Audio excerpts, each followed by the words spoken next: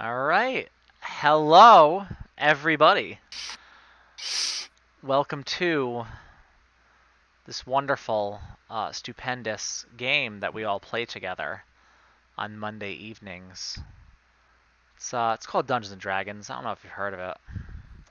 If you haven't and you clicked on this page, though, then you gonna learn today. That's what I gotta say. So welcome to Out of the Light, where we weekly play some Dungeons and Dragons, 5th edition. This is session 8, you fellas. We've gotten to session 8. This is our 8. 2 months. Yeah, huh? Jeez. It's been going a while. It really feels like it hasn't been. I do feel like in a hypothetical way, we are kind of winding down to the end. I say hypothetical because I don't actually. You don't know what's gonna happen. I don't really know what's gonna happen. Yeah, but we're getting there. We're on the way.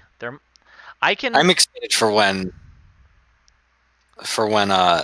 the whole thing ends, but we're not there, so the other party just gets wiped because it was balanced for 7 people. Well, that's getting you back for having the end of our big campaign balanced, and then Eric coming in at the end with like an 84 AC or whatever the hell he had. So it was not that high. It was reasonable. Sorry. Yeah, I don't know. You go. I'm ready to get started. So if you have some gabbing, get it out of the way now, because man. I mean, we have an announcement about programming this Sunday night. Oh, do we? I don't even know this. Yeah, I'm all ears. Let's. Yep. The invite should be in your a mailbox. mysterious invitation has appeared in your mailbox. Yes. Yeah. In my physical actual house mailbox, or like. yeah, it's written in blood. Or my. I drove down. I had nothing to do, so I just. It's just a blank envelope, and then you open it up, and it's just a black spot. That's my invitation to you. That's some Muppet Treasure Island shit that I cannot deal with. Jimmy, Jimmy, Jimmy. All right. That's it. No, that's the one shot. It's the Muppet Treasure Island one shot. Whoo! Gonzo, son. Gonzo all day. Rizzo was overpowered. We had to nerf him. Because he kept spawning rat tourists. There's no cap on it. This sounds like the best one shot. It's no cooldown. See, if we if at least one rat tourist. God damn. Okay, so that's Sunday? Sunday. It's happening. Sunday. 7 p.m. This particular Sunday at 7 p.m. We're going to be streaming something. The Lord's Day. The year of our Lord 2020. Full moon. Full moon. Oh my God, y'all are freaking me out.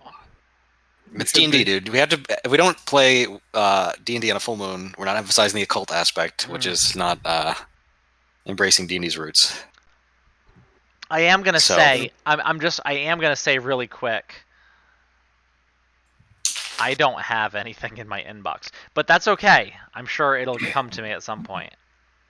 In your email? It is here. It's in the email that I don't use too much, which is the one that I gave you.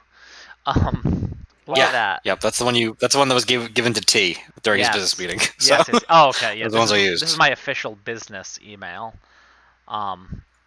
Gmail is only the fanciest one, so of course that's what we use for real things. Okay, so Sunday we're gonna be streaming. Yep. Hot damn! All right. Yep. We'll start. Co-DM'd by myself and Eric. I'm just excited to see that co-DM method. I've never done that before, but I think it could work out really well. And you gotta understand what the other person thinks. Yeah, it's gonna be good. I think it's gonna be a kind of a division of labor type deal. So we're gonna each take on certain responsibilities, but it should be good. Cool. Josh has already made an excellent character and sent me his info for that, so I'm looking forward to that. Oh, I get to. This is the first time I've made a Yes, character Matt, you get to play. in You get to play Dungeons and Dragons. I get to play Dungeons and Dragons. I haven't played Dungeons and Dragons since last summer when you guys were running one shots before we started Sean Hera. And Yeah, boy it's been a while. howdy, I'm excited. Is it going to be the So return it'll of be, Kevin Thunderboon? It'll be level 9 characters, no restrictions on race or class, as long as it's official content. And I would appreciate if everyone would send me something, and then I will respond to you with some other information potentially. All right. Oh, I'm excited. My gears are already turning. It'll be good. Okay. It'll be good. A lot of fun. Wow, that's the first really big announcement that we've had in a long I know. time. Usually we have stuff, but that's a big one, and I didn't even know. I didn't even know that was happening. You got me giddy. All right. With that, we can probably jump into tonight's episode, right? Yes. Yeah. I've finished transferring my Pokemon. Let's go. Yeah, right. We have to make sure we have that done. Does anyone want to recap whatever it was that happened last week? I wasn't paying very much attention, so I So really there don't know. we were, ready to take the ship for Blanchette. And then things went awry as the gnome took it upon himself to set the vessel aflame. Did they go Caring Ari? not. Awry? What?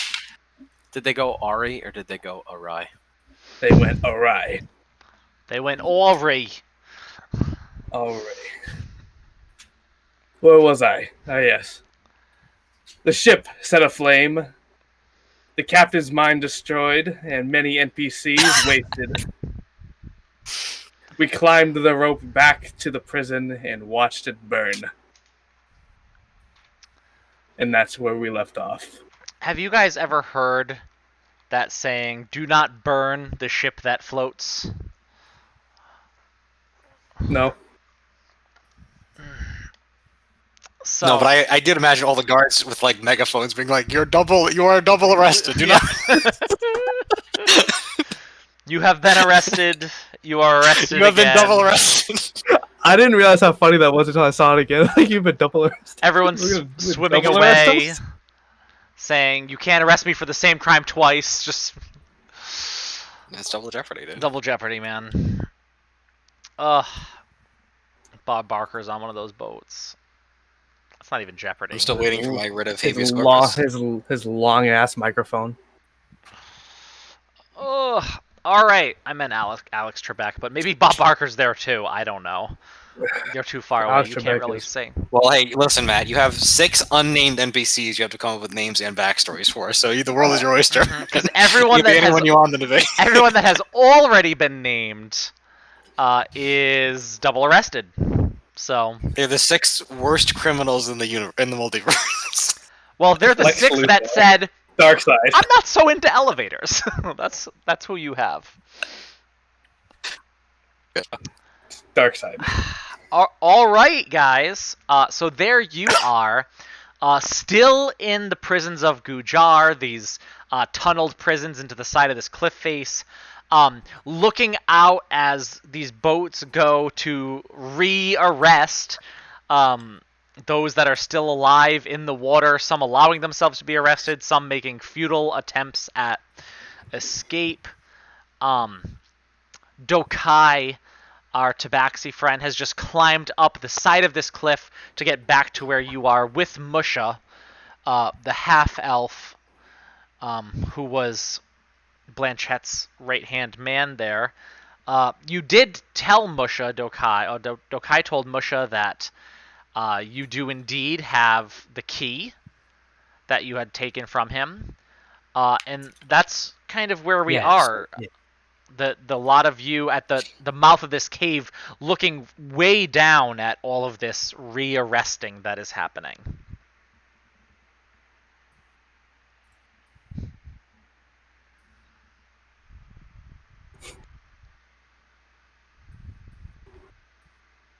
I was So done. now what?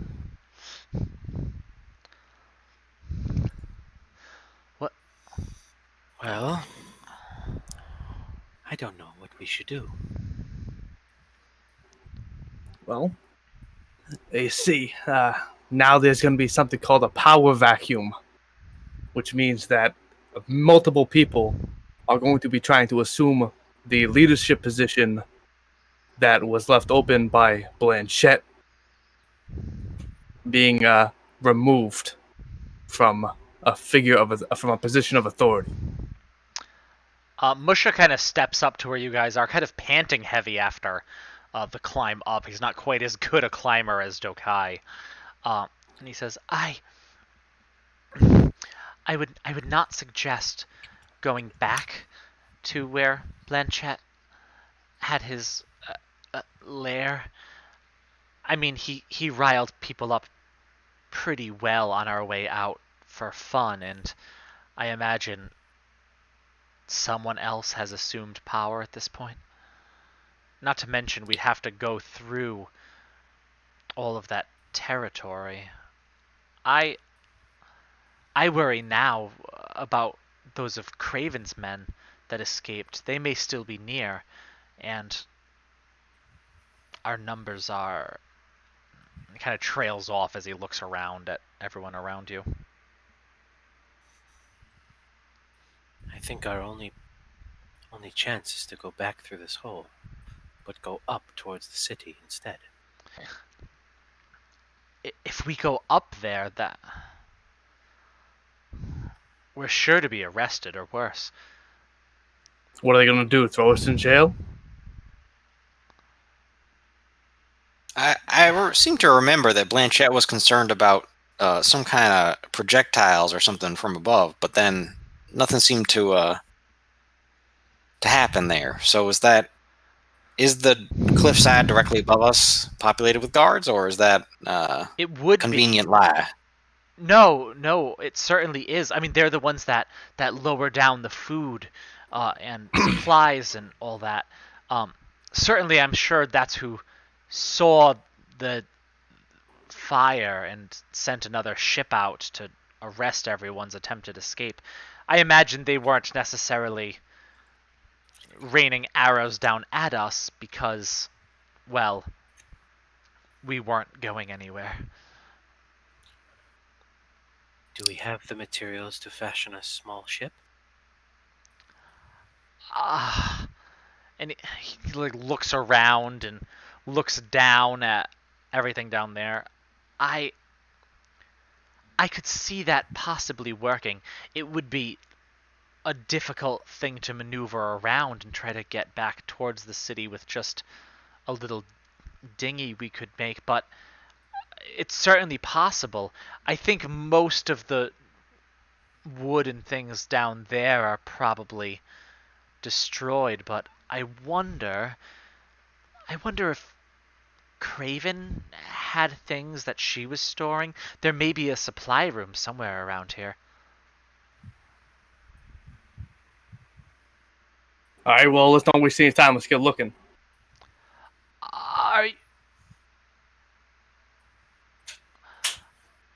We certainly could. Perhaps we want to rest first? I can definitely agree with that. I mean, we pretty much had all of our eggs in that last basket, and I know I'm exhausted after last night preparing for it. I was under the impression you got a full night's rest last night. It is likely that is true, but the DM forgot that I actually I think that you I'm a retcon that because I think you are correct that right Musha and Blanchette did get a full night's rest. This is going back a few sessions. I would say then that he was expressing concern for the lot of you and for the other men that are with you that would not have gotten necessarily a full night's rest. Actually, only one of the men got a level of exhaustion from the night's work. Well, then he just really cares about you guys and your rest. So here's my concern, Musha. Yes. You told us nothing the entire time we were helping Blanchette. We were lied to every step of the way. We knew nothing of your plan. and we were asked to put our lives on the line again and again to further your agenda with Blanchette. So I'd ask you now that you come clean to us and tell us what the plan was once we get out of here. The plan was very much what we said it was. The only caveat that Blanchette felt we shouldn't tell is that since his capture, other forces had taken control of the ship, and we just needed to get control back. Other than that, the rest of it was true. Blanchette was, well, he was worried about mutiny. Really, they didn't really want Blanchette. They wanted me. And why was it that they wanted you? And the other men are kind of all around too, like also like arms crossed, like very much what the fuck look on their face right now. He says, before we were arrested, we were preparing for a journey. It took me quite a bit to convince the crew to go along with it, but... And he looks at Dokai and he says, that key, you see, it goes to a lock on an island out east off the coast, and I believe I've figured out how to get to that island, and we were going to go there, even though Blanchette was captured, and I'm sure that the crew member that had taken over the ship was quite glad of that. But she wasn't glad to lose me. She, you see, I had quite talked up the treasure that I'm sure is on this island that we could get with that key, and she was hoping she could get me to bring her there without Blanchette. Blanchette did not like that idea, and in truth, he was a good captain. He was rather good to us all and fair, and I've been on other crews where that wasn't quite the case. So what is this treasure that you promised then?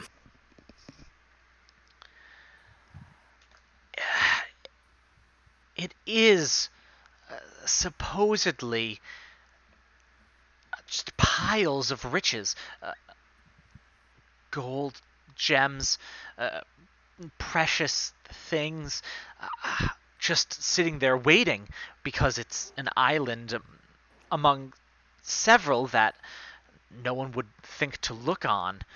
But I believe that I've pinpointed the correct one, and if I was able to get us there, it should be ours for the taking. Supposedly it's behind a rather well-locked door. Most people, upon seeing it, wouldn't even be able to get through. And how is it that you came to possess this key? It was given to me by my father. Who was your father? My father.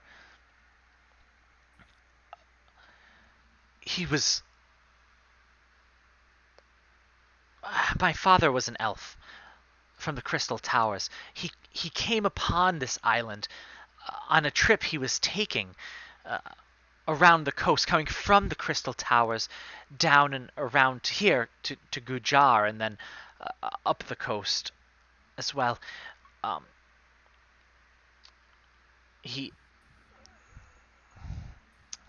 I'm having a moment, guys, and I don't have all my notes in front of me. What was the other town to the north of Gujar? Parsa? Parsa, yeah. Thank you. I'm sorry about that. Breaking that fourth wall, y'all. He says, my father traveled to Parsa, and there he met my mother, and he settled down. That is where I was born. But he kept this key with him, and I believe I've pieced out how to get back to this island. Well, we did not mean to deprive you of our property, but we felt that it might be necessary in case we were disposable. I would ask you now if it's all right with you if I examine this key. That is fine. I mean, it has been with me all of my adult life. I would appreciate if you returned it to me afterwards, but certainly you may look at it. And trust me, and he's looking around at all the other 6 men around you too, and he says, "Trust me, we never thought of you as disposable. As I said, Blanchett was very good to his crew. He always was." You'll have the key returned to you after I examine it. Dokad, do you mind? Sure. I'll reach into my pack and get the key for Alstus. Yeah, sure. All right, I'm going to take out my tools and I'm going to cast Detect Magic and Ritual to see if I can determine if this key has any magical properties. Sure, and I think you guys have cast Detect Magic on it previously, hadn't you? I did not know. We only just stole it, and then it was time to go, so I did not get a chance to examine it before. Sure. Okay. Yeah. So you sit down for a while. So you have your tools and you're looking it over and really doing that. Why don't you roll an Arcana or Investigation check for me as well? Because I think part of your is really like investigating the physical part of it. 22. Oh, beautiful, beautiful, beautiful. All right. So yeah, you sit down for a while to do that. And Musha again, like kind of like looks out as that boat that was there is like starting to turn now and move back around the cliffs in the direction of the canal that leads into the city. And he's just kind of like shaking his head, almost in unbelief at everything that happened. And I'll just jump to the magic thing if you guys are going to put the conversation on halt for a few. Well, I'm examining it. I'd like to kind of treat it with different of alchemical reagents and see how it reacts. That's my casting of the spell is this process. So it's really interesting. So this pretty heavy, weird, old-looking key with a pretty harsh patina on it. That does not seem to come off in your hands. Like even after you rub it and try a couple different reagents on it, it doesn't seem to remove that patina, which should just be oxidation, right? So it should come off rather easily. But nothing that you're putting on it seems to react at all. So you do take that something about that, whether it's just cosmetic or not, seems to be a part of the magic. When you cast Detect Magic and you look it over, you can definitely tell this is a magical item, right? You can definitely tell it's a magical magical thing, even though it looks dull, and it looks like there's some kind of like hunk of metal in the back that's slightly different. And it might be some sort of like stone, but it's very dull looking in the back, and it doesn't seem to be rusting at all. Like these big teeth that are there still have their edges and everything. Do I get a particular school of magic off of it? A certain aura? It would be transmutation. All right. I believe. And when you look at it. So I think the idea of detect magic, right? And particularly your thing, you're trying to see reactions. Like you're trying to see what this key does, what this magical item can do, right? Right. And right now, this key can't do anything. And you're not sure what would have to happen to it to allow it to do something. But while it is definitely a magical item, it does not seem to have any potency, any ability to really affect a magical, arcane kind of change in the world that you can tell. All right. I'm going to take it, and I'm going to say, what are you hiding? And I'm going to take another 10 minutes, and I'm going to cast Identify, a ritual. Isn't that what I thought? That's what you were doing. I did detect magic Detect first, magic, but this yeah. is identify. So I would say that was kind of the answer for identify then. Is that like you can tell this is definitely a magical item and it should have some properties, but it doesn't react in any way. So that in its as it is now, it won't do anything. There's nothing that it will do. Like like an inert key, like a key without a door. It really doesn't seem to do anything, and you're not sure what would have to happen or what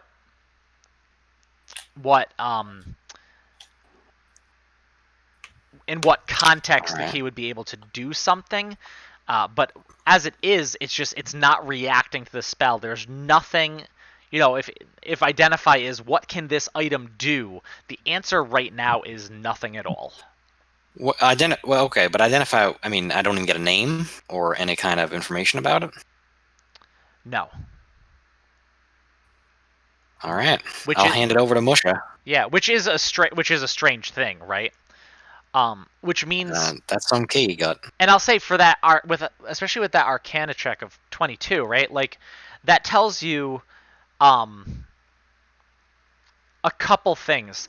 Either that this key is some like piece of junk, and Musha and or his dad have been duped, or it's really powerful and you're just not sure how to unlock it or get to that power or whatever it is. And really, it could go either way as far as you are looking at it. But Musha will take that key back. Thank you. And he just kind of like holds it in his hands and like just rubs his fingers over it.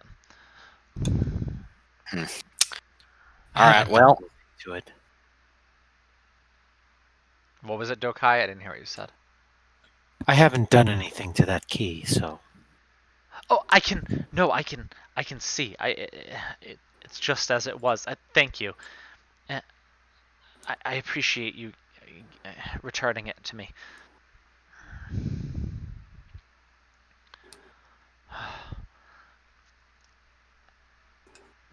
Did we want to rest first? A lot of you look tired. We could move right on if you wanted to do that. I would just be worried. No, I do think that resting is a good idea.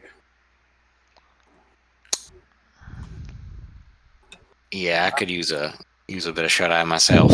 Sure. I agree. Well, we can relax and you can do that. I think one of the next things we'll have to do is find some source of food. All of our food ended up in the middle of that bay out there.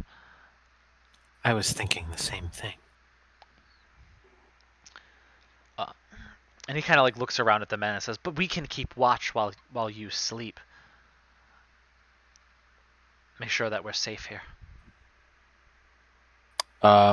Matt, Mhm. what time of day is it right now?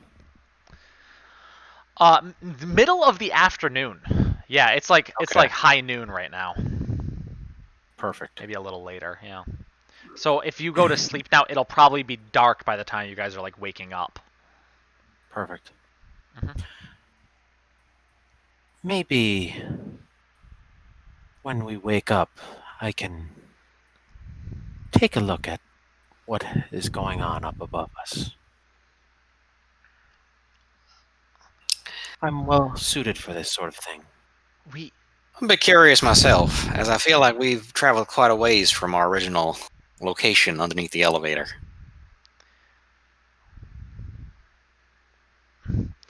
they are spread out periodically. There's Well, also maybe more. I can. There's also more tunnels below, but those tunnels, there's no way to get food down there. They tend to be a bit harsher. Well, excuse my language, but fuck staying down here any longer than we have. I am getting irritated with these tunnels. I tend to agree. I think I can climb up pretty easily and investigate further. Maybe even drop us a line. Yes, All right. Well, I'm gonna go to bed. So I will. see y'all tonight. Once I wake up and I see that you are awake, I will go take a look. All right, so yeah, you guys can get for the first time in a lot of sessions a full rest. Nothing thank it God. costs you.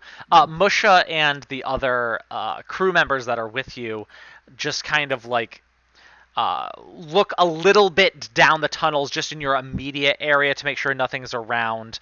There's some bits of like scrap materials from the construction from the night before that they use to put a very, very loose barricade in the way at the end of the tunnel.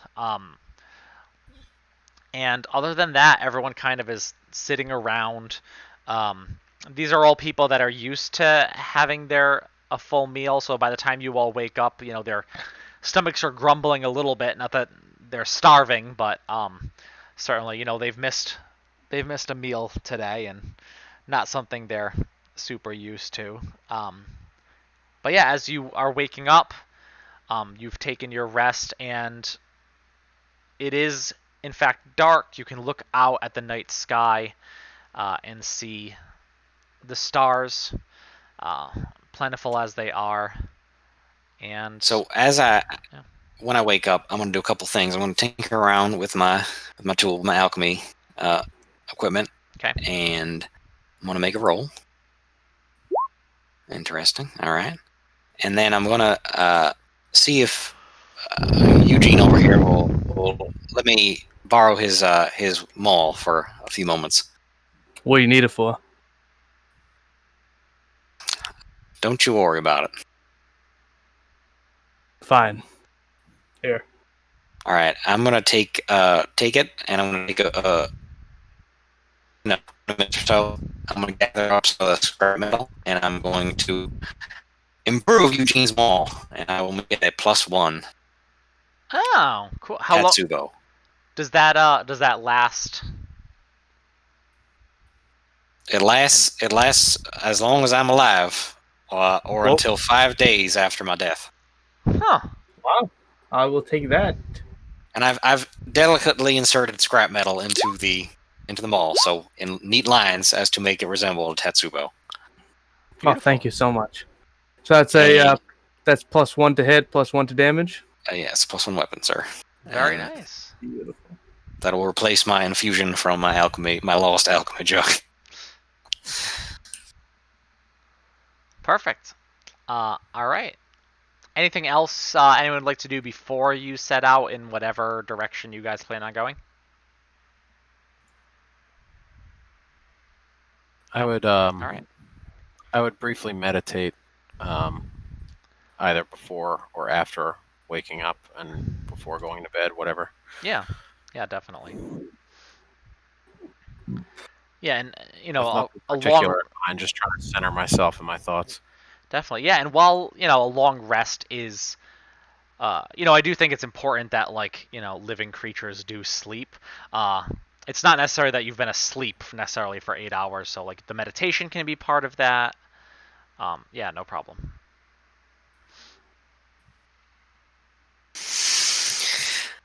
Well, Dokai, you gonna try to climb that cliff? Yes, now that I have some energy back, I think I can do it. All right. have How this- how how far is it? How high? Well, from when we were outside, I would say it's probably 100 or 2 feet, but I'm not sure. Yeah, you guys are about a little higher than midway. So looking up, you have under 100 feet, but it's definitely still a bit of a ways up. I mean, you've kind of already did the climb lower where there's water splashing, so it's more slippery, but still a precarious climb up a very steep cliff. I'm going to try to find a vantage point where I can look for guards and other things. Okay, so you're gonna climb up. Yeah, so I'm gonna slowly try to climb the cliff face, Sure, yeah, and as uh, looking for a place like a precipice, maybe that I can kind of get a view of what's going on. okay, roll a perception check for me. Because Sure. I'm going to assume, with your claws, everything, you're able to get up there, and now it's kind of, um, and well, you have dark vision, yes? Yes. Okay, so you do not have to make it a disadvantage. 12. Okay. Ah, So you climb up, and again, slowly. It's hard, and even with your dark vision, it's hard to see. The wind is blowing, and you're really taking your time because a misstep is gonna land you probably dead. You'd goldfish your way yeah. into the water below. Um, so you climb up, and then as you're there, you kind of find some places where your feet can go, and you kind of look up over the edge. And as you look around, you see a lot of torchlight, and it's dotted around periodically throughout this area. Um, and there do seem to be taller, like watchtowers that are there, and most have a couple um, small, like shack-like buildings next to them, and a couple even like have just what are makeshift tents. Okay, but it's not like like castle ramparts where it's like wall to wall. It is definitely And not that. No, it's okay, more like um, individual kind of like watchtowers that are definitely close enough that if someone was like yelling that something's going on, it would quickly boom boom boom boom boom boom boom like alert all of them. Um, so looking at everything, and there's people like walking around too, though they don't seem to be going too far away from like these little watchtower camps that are there. Uh, it definitely looks like it would be difficult to get through them. You know what I mean? Like right, a good rogue or a monk with a good stealth um, could conceivably do it. Right? It wouldn't be an impossible thing to get a. sure. It would be considerably harder if you do try to do it with this entire group of 10 people or so. The crew members not being the sneakiest. Okay. And then also, like, as you Um, continue to walk that way, you're not necessarily sure what you'd continue to find. Because it's not like a small cliff, right? This is like an entire area between the city and the sea that is extremely large and long. It's like, imagine a big rocky plain that you're moving across to hopefully get to the city on the other side, but not quite sure what you'd right. find between. Yeah. Would I have any semblance of direction as to where there might be an inlet, or there might be like a decline, like a steady decline down to maybe a beach, or I don't know, anything that could get us to where we could maybe steal a boat or take a boat? Okay, so I'm gonna have you roll. You can roll either a history, a survival. This is kind of like based on your knowledge too, of the area surrounding. Obviously, you know the city, but this is kind of, not quite the same knowledge base. 19. 19, and what was it? That was a survival. Okay, that's Survival, yeah. yeah, that's really good. So, you know, um, the terrain around this city. Um, these cliffs do have something of a general decline, but where you are, kind of like to the south of the city, uh, up here, you'd have to go like way past the city, kind of to the north, to be able to get to any place where it gets close to meeting the river. The rest of where Gujar is, actually used to be entirely flooded. and it was the building of the sea walls that they were kind of able to levy out a lot of that water. But Gujar is actually largely below the water line.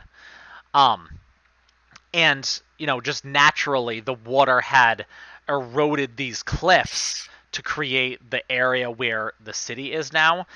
You are high up, and you'd have to go pretty far to not be so high up. So unless you were to try to get through a lot of difficult areas, including places where these watchtowers are, including past up north, where there are blockades so that they can levy taxes against anyone coming down the river from the north too, to get somewhere where you'd be level enough to easily get down to ground level and take a boat. And even then, that would be on the city side, not the sea side of things. Okay. Are there how many guard towers would I see in my general view, just kind of looking around? They're probably every 120 feet or so. And then as far as you see, because even in your dark vision, you can see these, the flames of, Torches. the torches on the watchtowers as you go. So they do seem to be spread out about every 120 feet, as far as your vision can see. Okay. All right, I would probably head back down at this point. Okay. Sure, yeah, again, carefully going. You make your way climbing back down. Well, Oh, I want some. that wasn't as promising as I hoped, but also not as terrible as I feared either. How's it looking up there? Well, there were quite a few guards, but there were no walls. It was more open. We could possibly travel by nightfall, but it would be difficult with this many people. Would it be better just to go down then? Maybe, but where would we go? I don't like to swim. I'm not very good at it. Should we look for maybe some, as you suggested, something to make a small boat out of? I think that's something we could do, but How far away from the city are we? well, I didn't quite see the city itself, but it's far. Yeah. Based on that, based on that survival check, it's pretty far. I mean, I wish I could. I'm sorry. A mile or so. I would say probably at least. I'm also sorry because I don't know why this thing is capturing the cursor. I'm realizing now as I'm looking at the OBS that I keep poking Mike's chin with this cursor as I'm trying to click around Roll20 and stuff, and I don't know how to make it go away. But particularly looking at the, if we were to look at the map, right, of this, I don't know the best way to get it in your guys' face, but you are way at the bottom left of the town map, way off the side of the cliffs.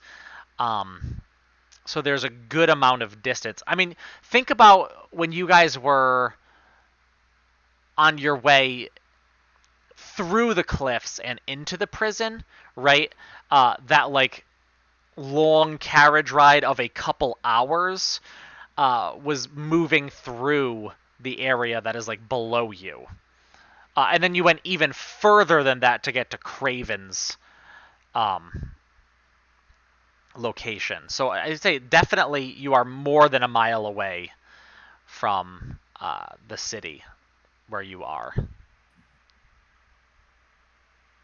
A good mile or two, at least. Well, I think we're better off going by water than up there. That's what that sounds like. I agree. Yes, there's just too many of us for travel.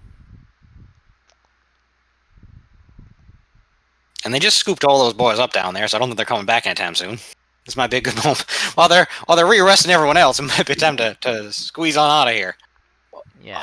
It Yeah, would and that be- boat it- has gone away. So you're still looking at that.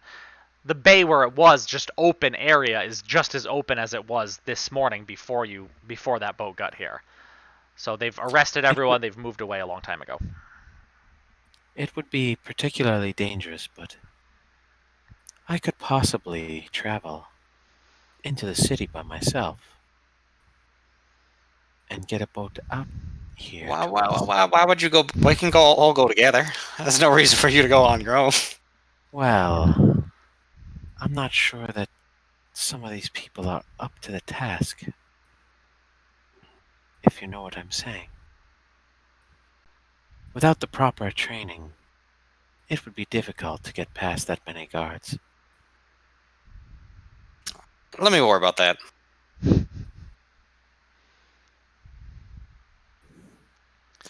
All right, if we can't figure out a way to build a boat, we're going to have to go up. Why don't we just swim? Swimming. Yes, I suppose we could do that, but how far do we have to swim? You said a mile or two. That was Yes, that's quite far for me. And that's if you were going across, right? So if you're swimming around to try to get to the city. I enjoy proper hygiene as much as anyone, but I don't love the water. Well, I mean, if the choice is between dealing with those guards up there or getting wet, I think I'd rather get wet. That's what I mean, I would rather fight the guards, actually. so how about you go fight the guards and we'll swim? I'm fine with that. Musha, do you have a preference on this plan? Musha, would you rather fight or swim? I very much would like to not do either of those, actually. So you'd rather stay in this hole for the rest of your life? No. Which may actually be very short. I mean, hours of travel across the cliffs with guards on the lookout for us sounds terrible. As does hours and hours of swimming to just swim around to the canal that goes into Gujar and to also just be captured by the guards that watch that canal. Well, we don't have some. We're not marked as criminals. I mean, what are we going to enter in and they're going to suddenly see a bright light blinking over our head saying, "Arrest this What the heck? We're innocent people. We're from the streets. What are we going to? We're going to aggro all the guards as soon as we walk in the city limits." Well, Careful. Listen. I'm a I don't no. think listen, I don't think he understands our the slang. I don't think he understands the slang from the I'm a business owner, a respectable business owner, pillar of the community. I have never seen anyone swim into Gujar from the open sea, is all I'm saying. It would be rather suspicious. We are setting a world record. That could be our story. We're setting a world record, and I'm an official that's witnessing it. How many boats are docked outside, are moored outside the seawalls? How many are waiting for entry into the canals on a daily basis? Well, actually, with the festival going on, there would be quite a bit of boats that remain moored out to sea. We could perhaps get onto one of those, but again, it would be hours of swimming to arrive at them. Why don't we try to build a small boat to get us to a larger boat? That just seems more. Those don't exist. Those don't exist in this world. We could build something very small. A raft, perhaps. And a contraption that Alstus could make, possibly. I mean, I really outdid myself with that elevator, but I don't know what I have left to work with there. Well, we don't have very much, but again, I don't know what Craven has. She must have had some sort of supply room, at least with food to feed her people. We haven't come across that yet.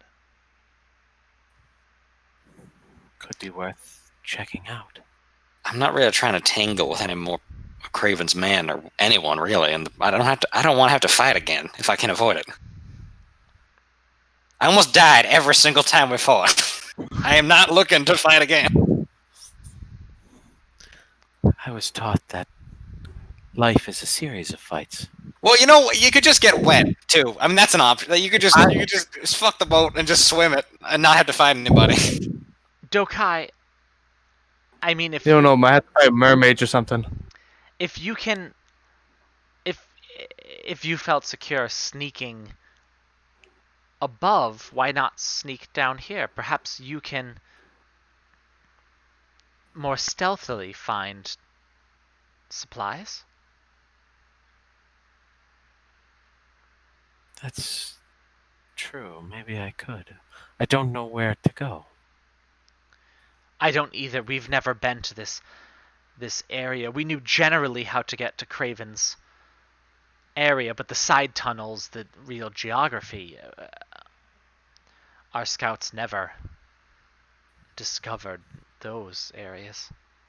Going by myself to do that is probably just as dangerous. That's true. And how would we get the boat down to the water exactly once I build it? Am I just going to drop it? See what makes the fall? I was more thinking we could find the supplies and bring them down to build it down there. Where? Down in the water?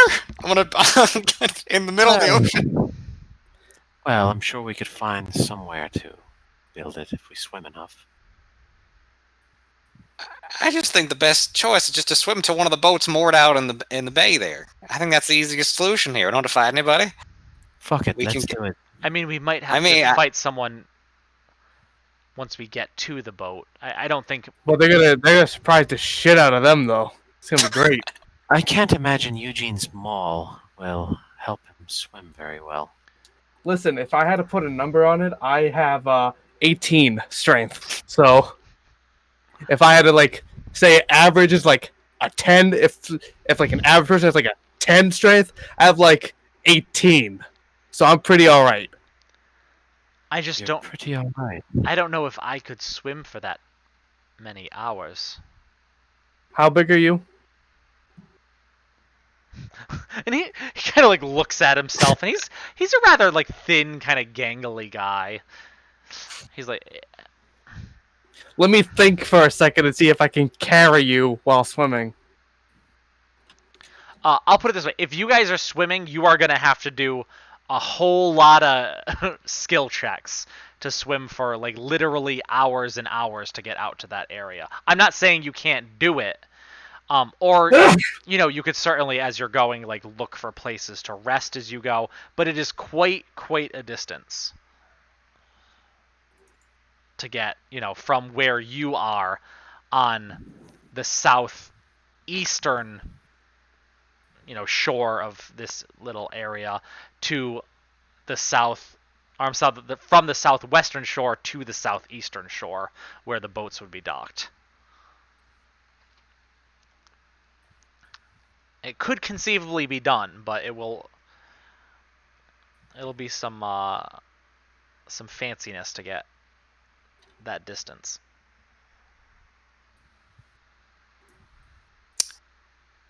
Hold on 1 second. I'm gonna take a few moments here, and I'm going to construct a little device, and it is called a cap of water breathing that I will put on my head. Okay. I may speak a command word, and it will deploy a bubble around my head that will allow me to breathe water. All right. Can you do that for everyone? No. Nope, just me. Sorry. I can do one. I can do one.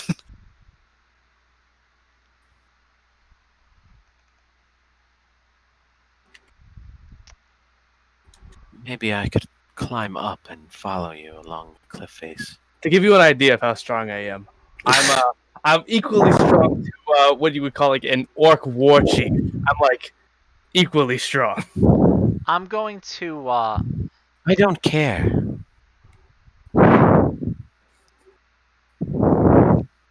Your mole must weigh 30, 40 pounds at least. No, that's not how much those things weigh. Let me feel it. Can you? Oh, Go ahead. sorry, I messed everything up. I was trying to just share my screen so Yeah, I could. it's somewhere between 6 and 8 pounds. That's very light. Yeah, the weapons tend to be a lot lighter than you think.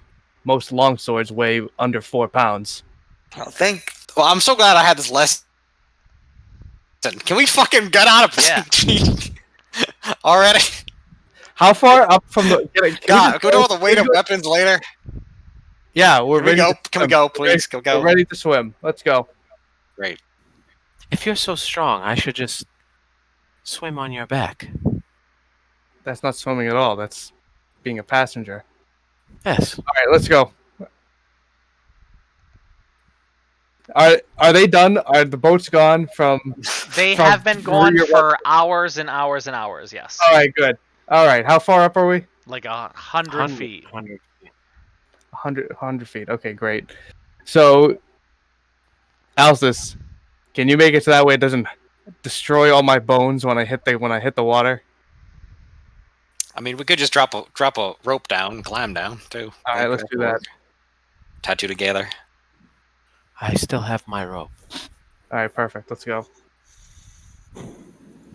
Okay, so. All right. Okay, you guys are climbing down to the water.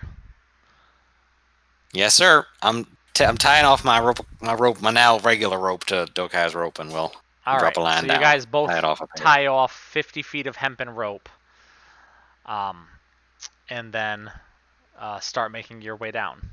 Okay. And I would say,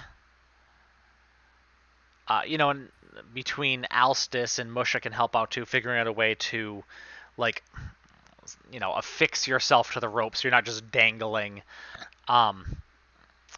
You can all make your way down rather safely, I'll say. There's no rush to it, so I'm sure you can figure out a way to get down where you're not just going 100 feet hand over hand waiting to slip. So yeah, so you three, Musha, and the 6 other crewmen, slowly and carefully make your way down to the water. And once you hit it, like, you get that, chill. It's rather cold, especially now that it's nighttime. And you are now in the waters off the coast of Gujar.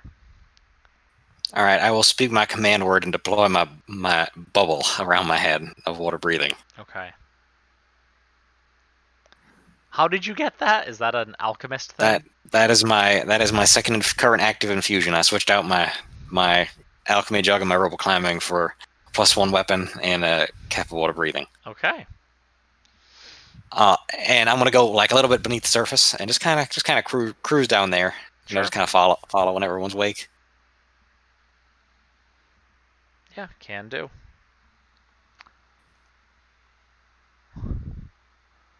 Alright, so you were all just kind of swimming and making your way? Yeah, I would say, and I'll keep a lookout for if I see any boats or anything. Like if I see any guard patrols or something like that, I'll look out for that. I would say I'd be looking for any rocky outcroppings that we could stop and rest, or any like rocks that are jutting out of the water. Sure, why things don't like that. both of you make a perception check?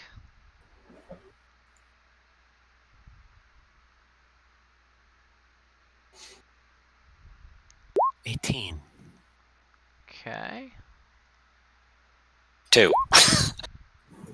Can't see what's underwater apparently. Yeah, so Oh, look, a shell. All right, as you Is that playing Chet's hat down there?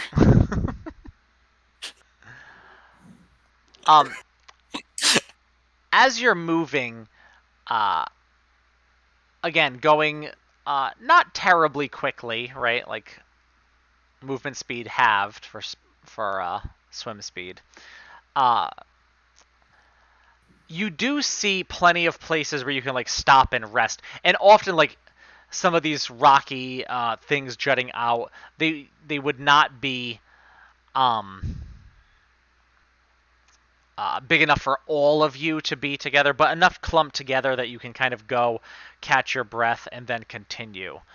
And in this way, staying very close to the cliffs, very close to the shoreline, you all swim out for several hours. Stopping every once in a while before you feel like you probably need to stop and take like a little bit of a longer rest there, right? Your arms, your leg, everything, it would just absolutely be like screaming at you from swimming that far. And you're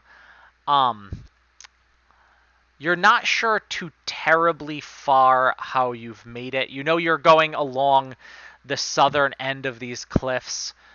Really hard to know how much further you have to go as you're all like sitting there just breathing, trying to stretch out a little bit. You're now aching muscles, and it's still the middle of the night, rather pitch black, as Alstus keeps sticking his head underwater and looking around. Don't seem to be any boats around coming towards you. Don't seem to be any sharks coming to nibble at your ankles. That's good. You seem to be relatively safe, but it is rather exhausting work to be swimming this far, this long. And I think like the men with you are starting to complain too, right? They're hungry at this point. They are slightly annoyed. And this, as far as they knew, was not the plan.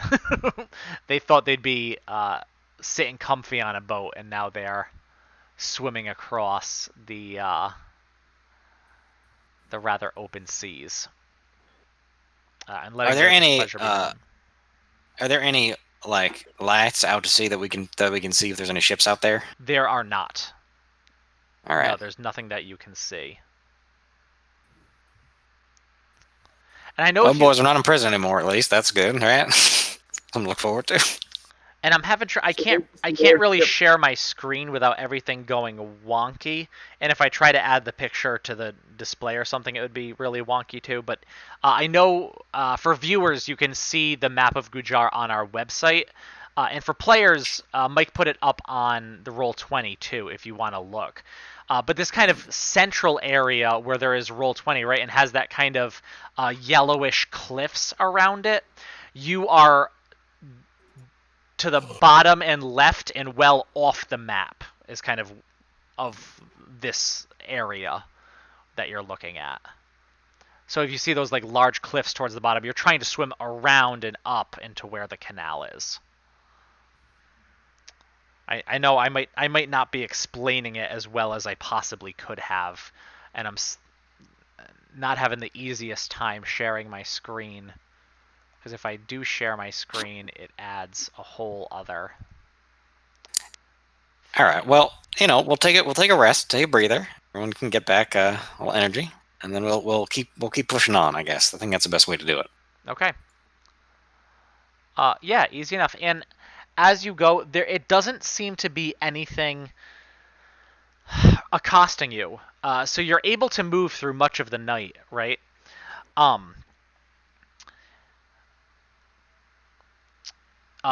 This close to the shoreline, there's not really any marine predators coming up towards you, although there's certainly the potential of it. You seem to be going fairly well.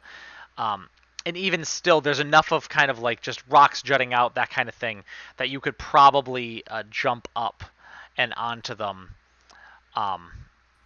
rather easily. You move this way through the night and into the morning so that the sun is rising, and the crew members are also grumbling at that that even though they rested, they didn't get to sleep through the night. They're moving.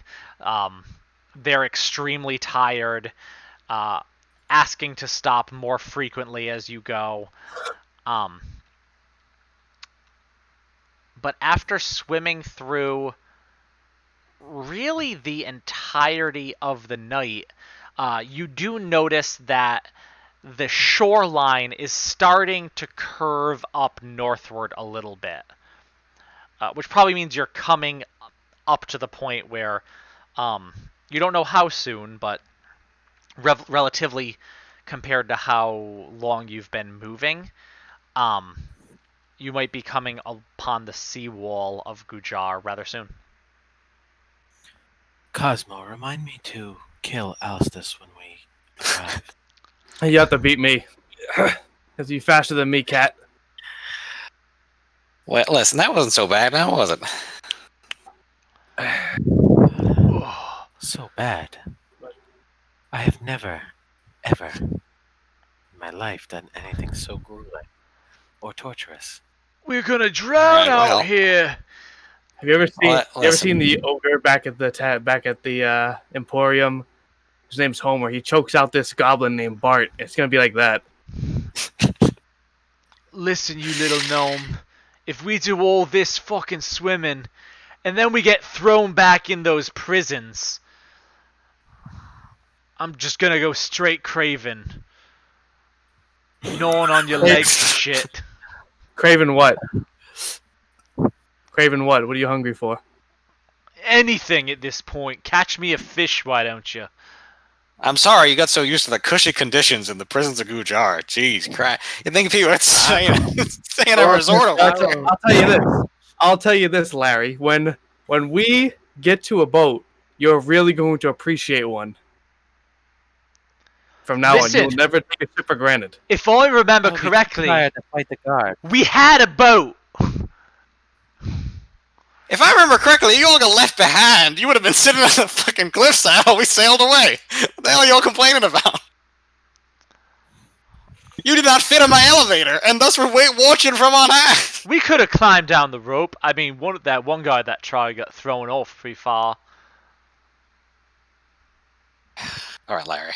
I don't know what to tell you. If you want to stay here and die on this rock, you're welcome to it. But let's I say we continue on. I'm thinking about it. All right, goodbye, Larry. At that, I just don't know if I can fight a guard if I had. Alstus, why don't you give me another perception check Sure.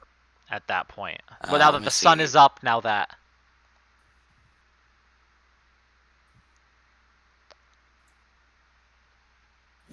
11. Better than 2. By a lot.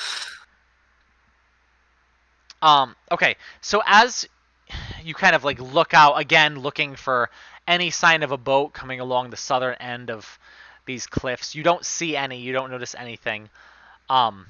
You do notice a couple things, and mostly because it's coming up to you, so you're kind of like sitting on this flat rock, and everyone's kind of pretty close by, clumped together on these couple little outcroppings that are flat enough you can kind of sit down and take a breather. And waves start coming up higher than they were previously, and rather quickly, so that before these rocks were out of the water, right, when you got on them, and now these waves are coming up and splashing you all over your legs right up to your waist while you're sitting on them. Tad's coming in, looks like.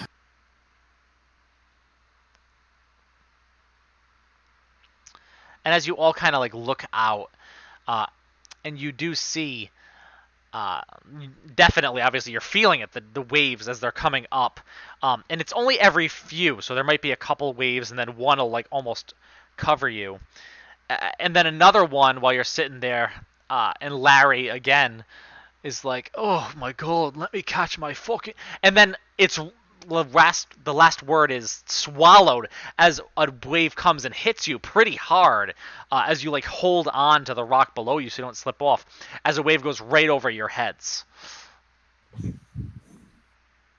Gee, what?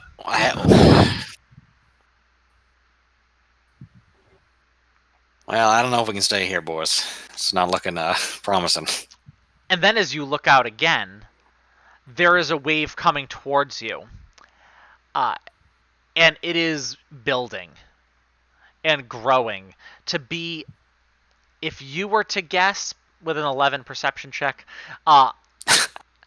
it is going to be probably twice as tall as you guys would be standing. And it's coming very quickly in your direction. What are you going to do? I'm going to jump into the water and do it like I've done before. I'm going to ride the wave out beneath the water. Okay, yeah, so you're going to try to get underneath it. Yeah, because this could potentially, like, smack you into the rocks behind you. I'm not looking to do that. Okay. What are you other guys doing? Larry, Dennis, I'm gonna try Roy, to use Iggy, Ludwig. It's time to go. And jump in. All right.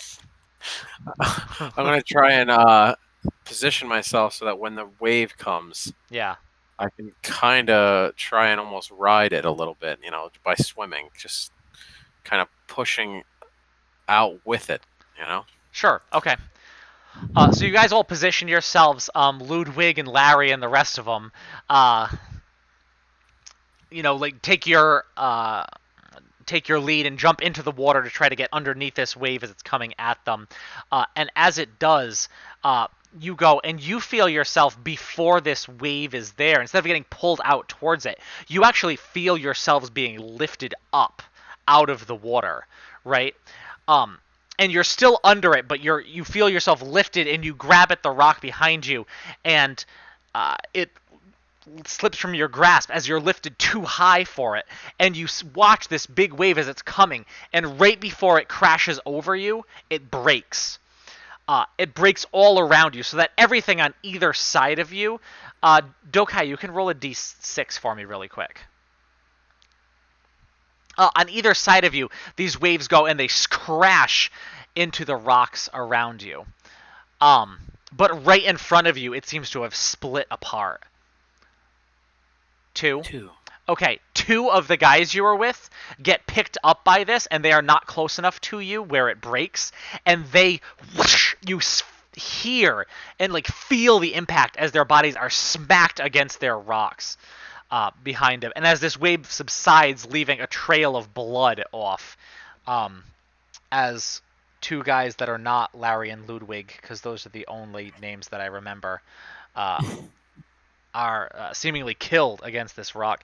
And then right where this broke, as you guys are left kind of on these rocks, gasping, holding it, except for your friend that can breathe underwater as you look around, there is a creature in front of you.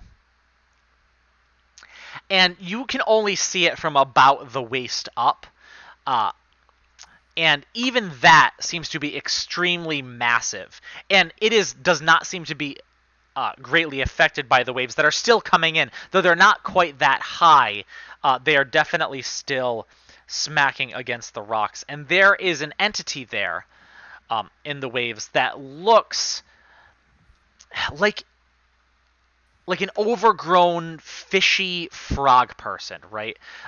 Big, very rotund, with a very frog-like face, wearing kind of like a tunic with a belt that seems to have fish tied around it, as he's like looking down at you. If this thing was standing up and you could see below its waist, it would probably stand about 10 feet tall or so. And it's Is it wearing pants? You look under where I can see underwater. Yeah, as you look under the water and look, it doesn't seem to have a bottom half. Its bottom half literally seems to be like water swirling around it. That as you lift your head back up. No pointed shoes or anything? Nothing that you can see. Yeah. And it's just looking at all of you, kind of one at a time, looking you over.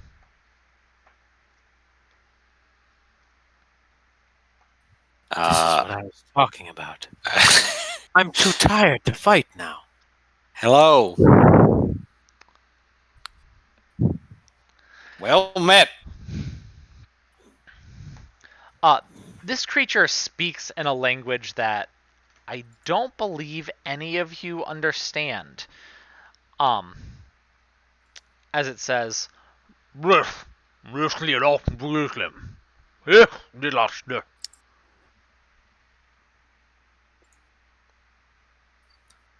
I speak in Infernal, and I say, "Have you seen a boat?" Kind of looks around at you, not really answering. Um, and you see him kind of like sniffing at the air a little bit as he's looking around. And he says again, emphatically, "Blufferson, ilskrasle, blosmlegersnokersken."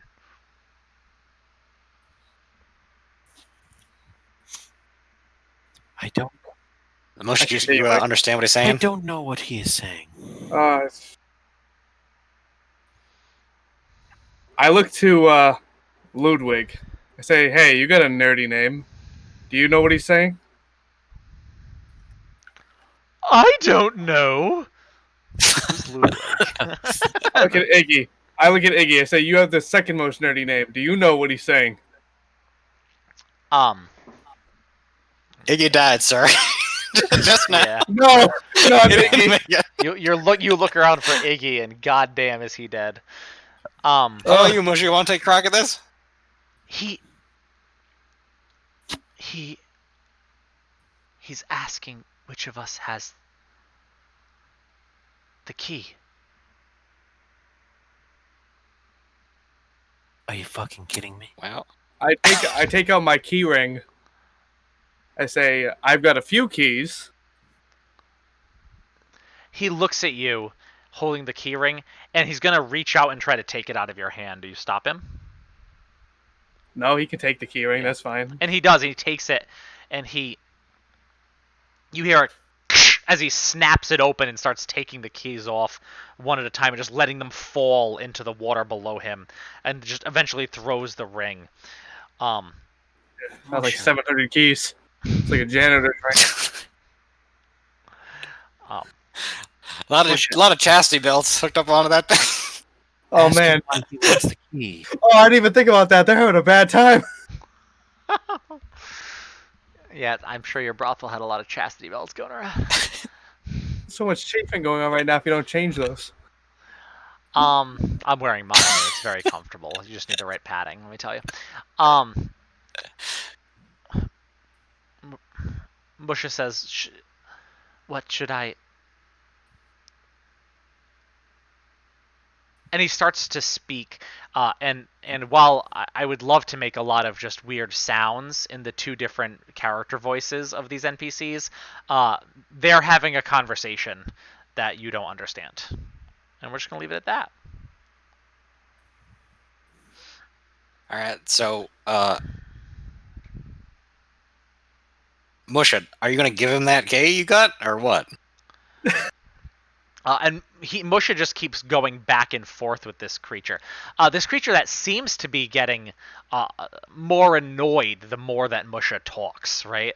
I'm gonna back away from Musha slightly. I'm going to start. I'm going to just kind of keep swimming. Let's keep going. You start swimming away. Musha, ask him what this key is for. He says,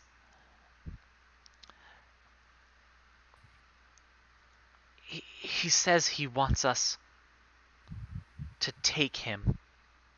He wants to take us. He wants to take us. I think he's going to take us to the island. Why would he do that? He says that we're going to find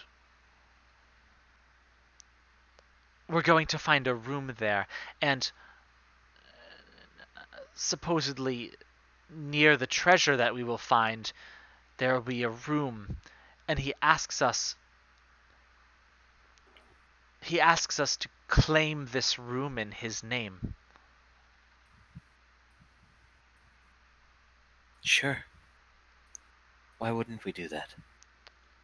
I don't know. Uh, He hasn't told me his name. He says to call him the Master. Oh Lord, there's one of those. We should Do this if it will get us the fuck out of here. It's your key there, buddy. I tend to agree. Will you all? Should we all go? I mean, what else are we doing? Seriously. I'm floating. I'm just Drown. floating now. Freezing to death. In about 5 more minutes, I will drown. From fatigue. And also hating the water so much. Yeah, and this creature kind of like comes up close to you, and he looks around, and as Mr. Euphoria was trying to like swim away, he like absentmindedly reaches out and grabs you by the foot and just pulls you a little closer as you're like trying to swim, and he's just as he yanks you. I'm just gonna float. Like, Yeah. And he kind of like reaches out and he starts to like pluck up the other 4 that are with you and put them close to you on the rock as you guys are really close together. And then he takes these weird fishy arms, some green skin, and these webbed tails, the claws of which seem to have like talons at the end of them, as he like almost starts to scoop the lot of you into kind of like a bear hug, but still like keeping a little bit as you're getting just close together, and he's trying to enclose all of you in his hands, and he starts to chant something, also still in a language that you don't quite understand. oh, cool! It gets worse. And then you are all pulled underwater, as if a big vacuum just sucks you up, and you are all spinning together, tightly packed, like sardines being sucked deep down into the ocean. I need everyone to roll a con save, except for Alstus, since he can breathe underwater. Oh shit! This is crazy. Oh, where's my fucking thing? Oh, 12. wait, All that's right, not yeah. a save. 12. Yeah, I mean your guess save would be better than a check. It would never be worse. So you guys are good. As you're pulled down further, you do manage to get that last gulp of breath on your way down. What are your con modifiers, guys? My con modifier is +2. +2. +2. +2. Plus Okay. 1. Well, Alstus, you can breathe underwater right now, so you're fine. You other guys, I just want you to keep in mind that you can All only breathe underwater for 2 minutes. Maybe it's 1 plus con modifier. It's supposed to be 3, but I'm gonna say it's 2 because that's what I did with the other group. As you're going, you are coming dangerously close to these the rocks and things jutting out, and it always looks like you're about to slam into it until you're quickly pulled away from all this. As that is happening, I want Euphoria. Can you roll a d4 for me? Absolutely. 2. 2. Okay. As this is happening, you guys are pretty packed together, and it seems as if this spinning like whirlpool of water that's pulling you further and further down is constantly packing you closer and closer together.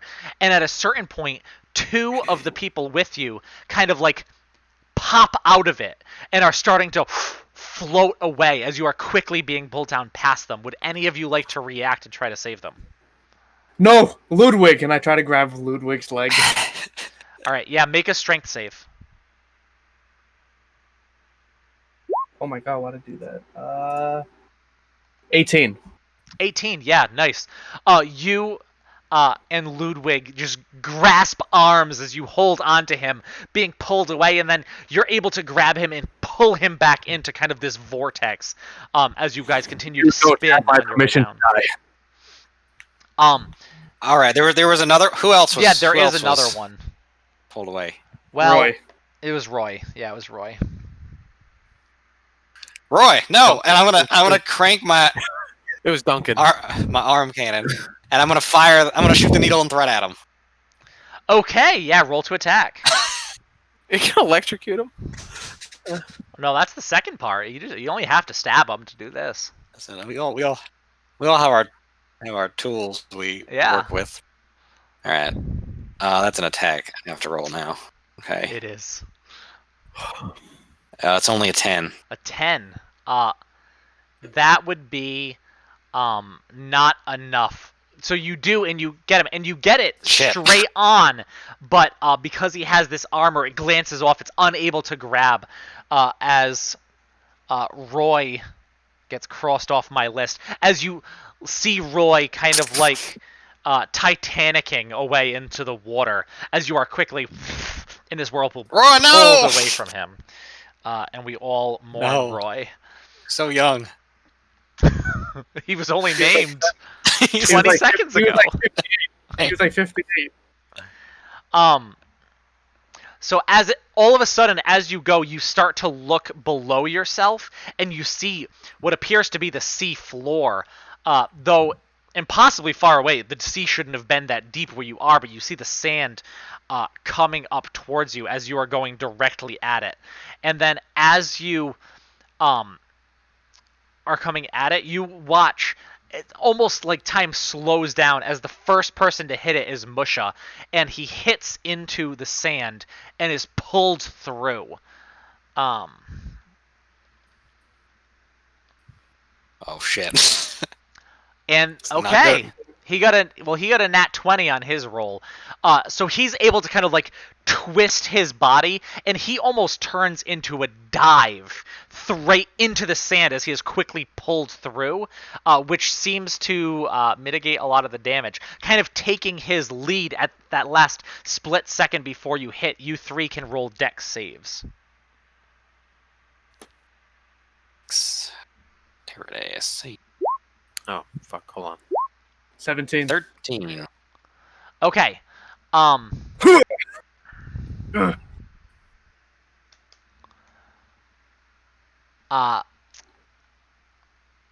So, Mr. Euphoria and Dokai, you are all set. You make that.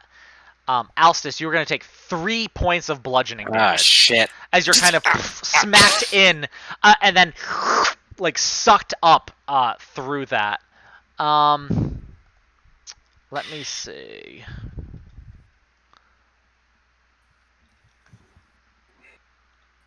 Oh, that's a 5, a 6, and a 6. Okay. I'm sorry, my friends, but you are just the three of you and Musha traveling through this whirlpool, because the other three Ludwig, no.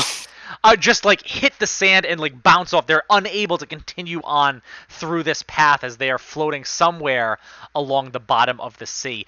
You guys cannot see what what is happening to you as you're moving through, sand being thrown in your face, burst through your eyes, as you're almost sardined up until eventually you come out the other side of whatever this sand is and just jettison like a geyser. You feel yourself shot through the water until eventually you actually break water. Take your couple last deep breaths of air as you then come back down onto the water. I need you guys to roll one more dex save. Shit. As you just break the water, are high in the air, and then as you fall back towards save. it. Why did I do a save? Oh Wait, shit, it was this one. Oh, did I roll save? Or You is rolled it a just save. dexterity? Okay. 7. So it's going to be 10. So Mr. Euphoria, it's going to be having you take 5 points of bludgeoning damage. My Dokai, knees. you're going to take 5 points of bludgeoning damage. Alstus, you are going to take 10 points of bludgeoning damage. Oh shit. Yeah, as you are thrown up and just flailing in the water as you come back down. Can I do something before I hit? Can I do something before I hit? Sure, I'll let you do something as a reaction. I'm gonna as a reaction. It would be a reaction. All right, I'm gonna hold out one hand and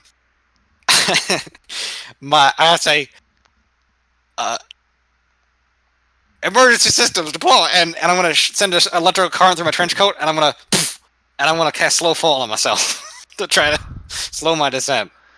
Yeah, definitely. What does that look like for Alstis? Because You know when Batman in the Dark Knight electrifies his cape and it's like a parachute. That's exactly what it looks like. I've actually never heard of this Batman you're speaking of, but I can imagine. All right, imagine a scroll. I'll just Eugene read him the scroll. You guys still got it? Why do we fall, sir? So I can also hit up. I could also hit up the other two boys with it too if they're taking it. If I can stop them as well. But if not, so if you want, I'll let you if you want. Help Musha to have his damage because he rolled a nat 1, so he would actually take 20 bludgeoning damage from this. All right, you can have that the way I'll say for him. The way I say I'll help Musha if this will work is as I hit my my featherfall reaction, I'm going to extend a hand to Musha, and I'll try to grab him.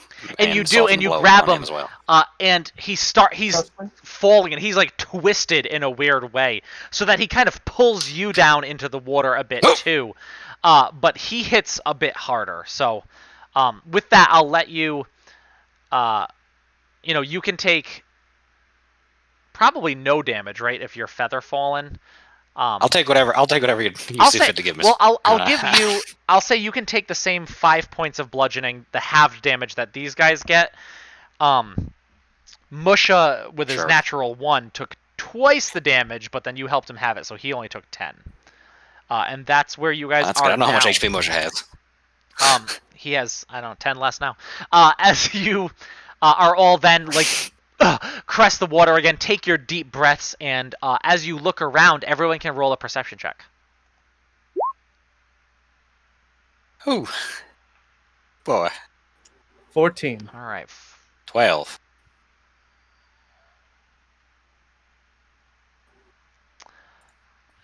All right, Eugene, my time to shine. Let's go. I see something that nobody else sees for the first time in history. Euphoria, you see a kraken. No, not really.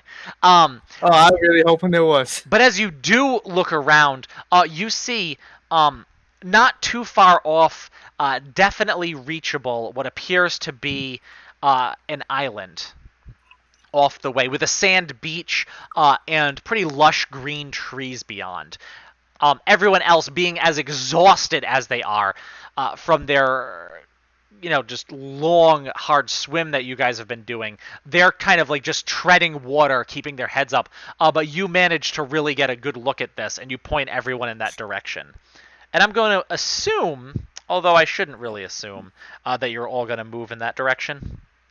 I don't think that island's real. I think we should avoid it. Did the fish man come out the other side with us? He did not. He was not with you.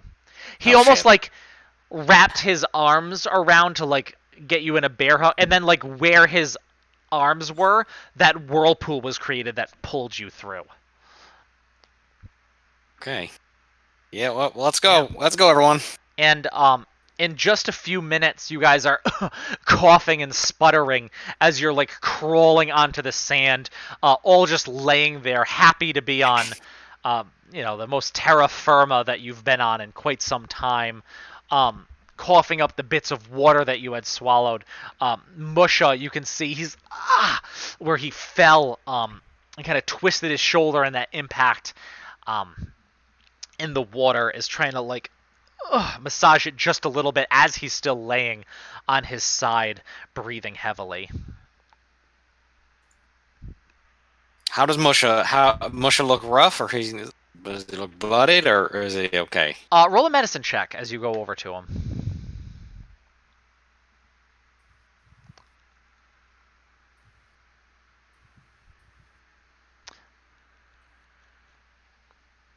And this is one of my favorite things to do as a DM, I gotta say, because did I come up with a stat block for Musha?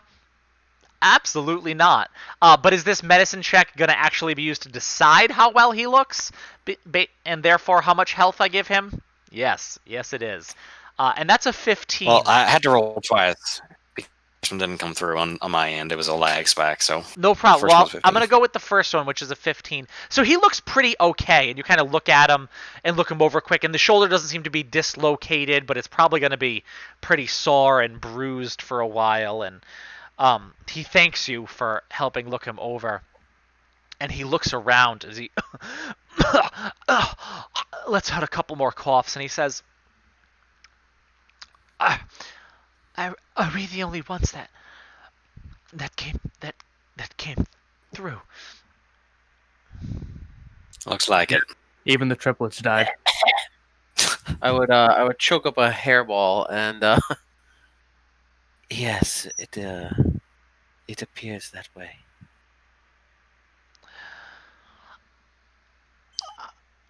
I don't. So is this the island, Musha? Does it look like the right place? I don't know. My plan was to navigate us here.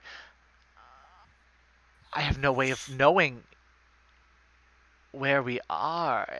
Certainly, So wait. Your plan was to navigate us here, and then to just do what? Fade off into the background, and then collect whatever riches we were to find or whatever, well, and then go home. I mean, yes, get to the island, get the treasure, share it with everybody, live a rich life. That was pretty much the idea. But What kind of identifiers were you going to use? the nautical location, the sun, the Nautical stars, the reference points of where I was coming from, but to just be thrown here. I mean, certainly that creature was powerful. He must have sent us to the right place, yes? I mean, how far was this island away? Is it possible we traveled that distance in that small amount of time? Normally, I would say no. It was weeks of travel on boat. That was not any normal means of travel. No, but certainly just looking at the climate, looking at the flora around, it certainly seems as if we've traveled a great distance from Gujar. Should we investigate the island further inland? I guess. Let's assume that this is the island somehow. Would you even know where to go if it were?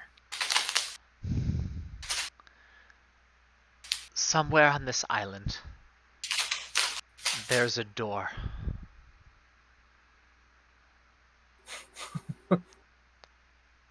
Nice.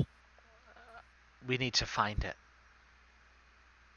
Do you know what the door looks like? And he looks himself over, and then he lets out like a sigh of relief as he pulls the key out of his pocket. It's Yeah, it would have sucked ass if you just lost it right there. yeah.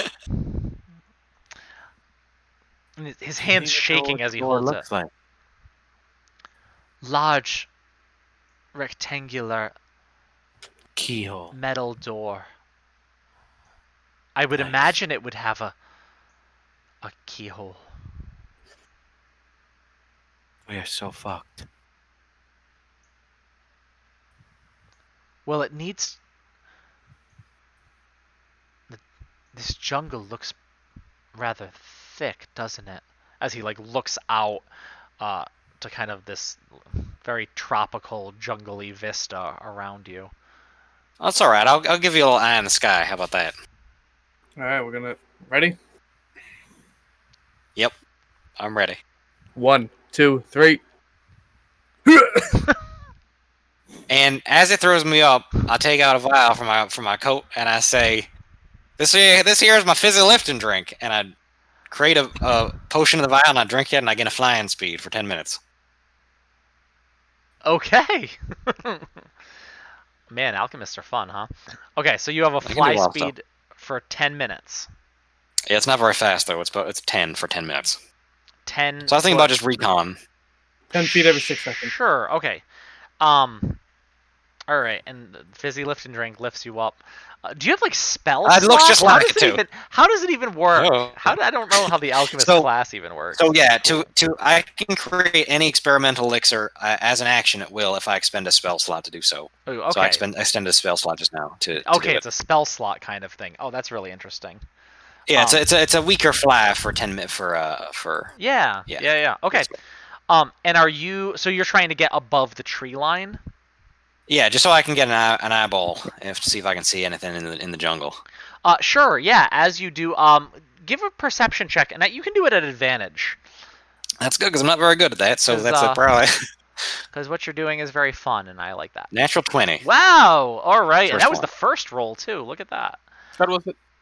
I can fly. I can fly. Okay, so you are above the tree line and you look around, and this is no small island. If it is in fact an island that you just washed up on, it is not small. And there is this very large, thick jungle in every direction off of this beach that you look. It is mostly flat. It's a bit hilly, but there's no, like, as you look, there's no mountain ranges or anything here. How high are you going to go? Like, are you going to fly out over the jungle, or are you going to try to get higher to get a vantage point? What's your strategy? So I would say that I would be looking for any man-made structures in the vicinity or any otherwise made structures.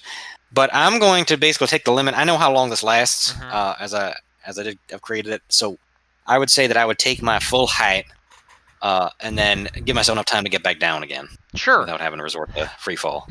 Yeah, and you can get pretty high up too doing this, right? So looking around, you don't notice any man-made structures, right? This seems to be a very wild place where you are. But as you go, certainly the island has limit, right? You look across this thick jungle that gets hilly and is higher elevation towards the center of it. As you look around, and you can kind of see, oh, yep, like I can see the curve of where this island is, and it's irregularly shaped. As you look around, there's a couple areas where you're like, yep, okay, some fresh water seems to be flowing down kind of from the center of the island. You can see streams and small ponds where it's pooled. You definitely see a lot of animals. You see, birds flying. You see some monkeys there. And with a nat 20, you actually see at one point these two monkeys chattering, and you're like, oh, look, monkeys, that's cute, until a fucking panther comes and grabs one right out of midair and takes it down, and you're like, oh, shit, panther. So, yeah, you get a pretty good idea of the layout of this island and what it looks like. You don't see anything that's there. Every once in a while, because it's not totally flat, right? There's definitely some elevation change. There are some kind of like rocky formations, that kind of thing, sporadically throughout. A couple even smaller, just waterfalls that are just naturally created there. It's a rather large island, but you don't imagine, looking at just kind of the curve of the island and assuming it's not just a long oval that continues on, you think, it wouldn't take more than a few days or so to walk across if you were just to kind of take your time and walk carefully from one end to the other. So Sure. very, all right. very doable to find a specific thing I'm just gonna here, depending on what mentally try to remember where that source of fresh water was. Sure, yeah, If I can. definitely. And I'll head back down. And I'm going to land right on Eugene's head. Deck save? Or something else? Do you want him to not land on your head? I just gently put down on Eugene's shoulder. Oh, you just gently land. Okay. Well, I didn't see shit, but there's some water and it's a lot of jungle, and I saw 2 hairy gnomes get eaten by a tabaxi. What? That is disturbing. Yeah, it's a disturbing place. Does your kind do that? You guys eat gnomes? No, not that I know of. They can't be very good. I have never tasted a gnome. Oh, Insight check. have you tasted a gnome? On me or him? While you're doing this, and while I'm laughing a lot, both inside and out, at what Sanders' history just said, because that was really funny. 17. Dokai, can you roll an Arcana check for me? Sure. 14. 14. All right, so that's pretty good. After thinking about what you just saw on your way here, this creature, you think it is quite possible that the creature you just saw was in fact the water elemental that you had been hunting at the beginning of this entire adventure.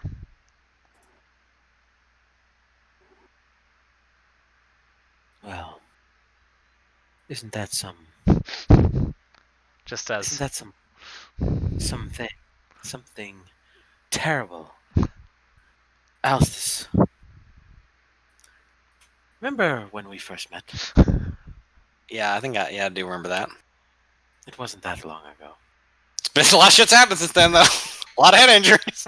Remember you and Eugene thought I was crazy for saying there was some creature in the water that was doing You are all crazy.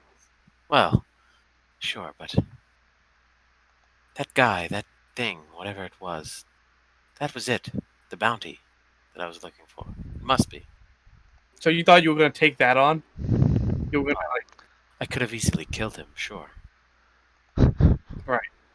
If I wanted to, of course. Of course. Well, maybe if you see him again, you can just off him real quick and get the money anyway. But for right now, We could have used maybe him. we should make camp on the We could beach. have used him as a raft if you killed him, and then we could have drifted along until we found a boat. Well, he was large enough, and he probably floats. So. All right. Well, there's some fresh water up there, a little ways ahead. I say we either can camp here and wait and get it tomorrow, or we can try to trek there now and see if we can get a drink. I'm It's up pretty to- thirsty. I'm pretty up to y'all thirsty all day. now. I think we should go now. I'm also thirsty, but I'm also tired from swimming for 7 years of my life. Was it? You had time to rest Let's on the not way be- here. Let's not be dramatic. Let's not be dramatic, okay? Was the It fresh wasn't water that bad. close? I wouldn't hate having a drink. I mean, I don't know if I get an idea how far it was, Matt, depending on where I saw it. Not terribly far. So, if you were, and I think you couldn't quite, it's not this big stream that you can see through the trees easily, but like following the general path, you could get to it within an hour's walk.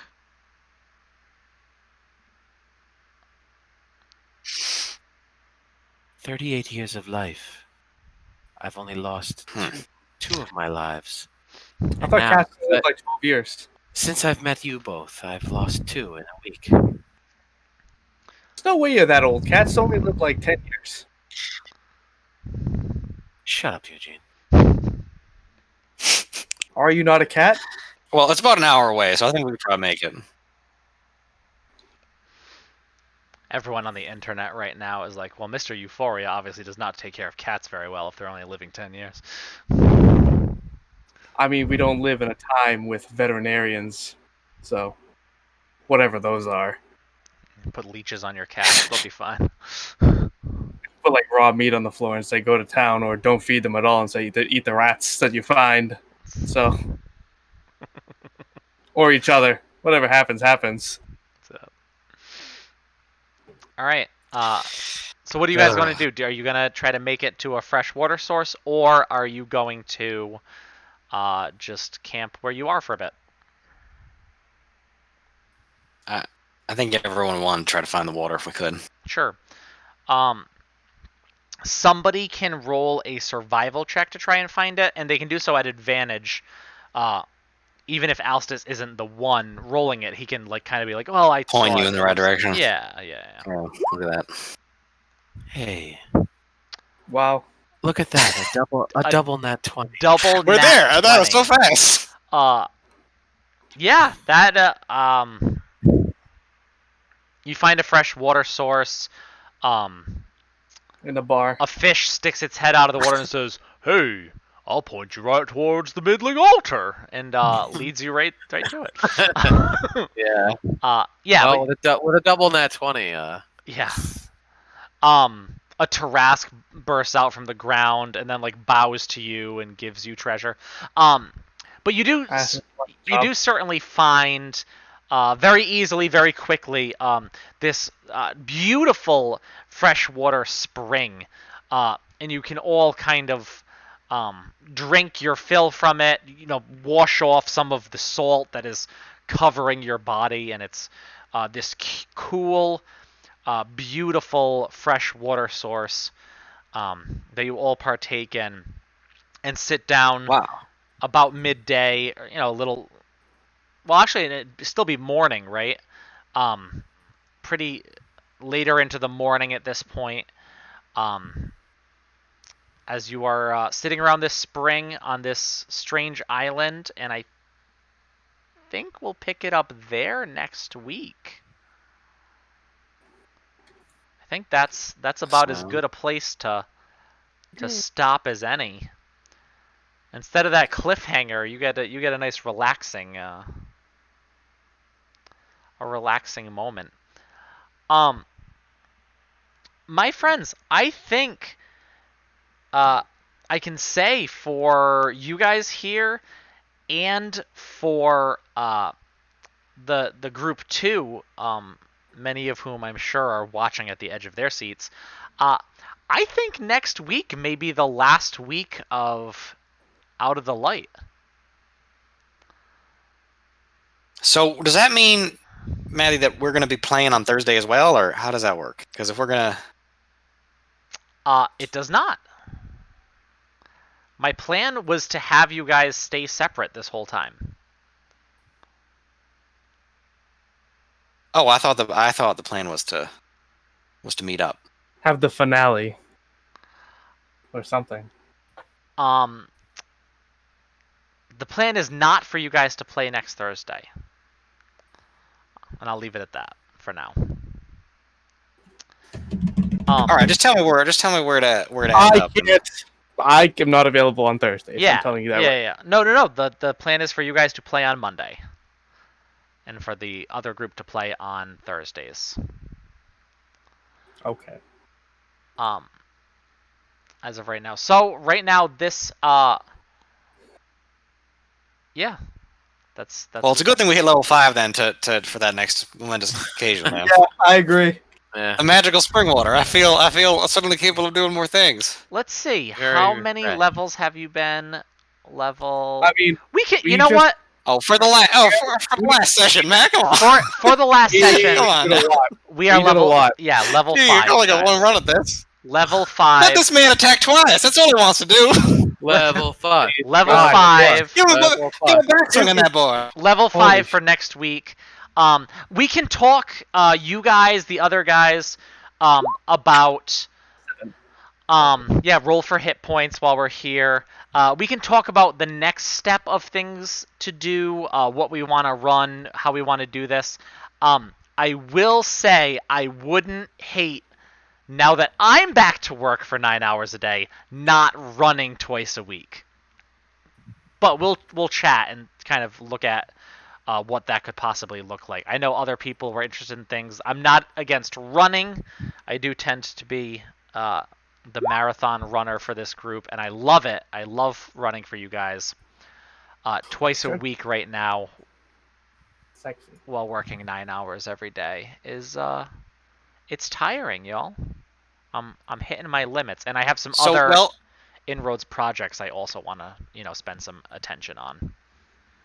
We'll be running next Sunday, and we can do that for as long as it takes. Really, it's a It doesn't need to be amount of time. next Sunday. Does not. I was going to say it. It does not need to be a one shot.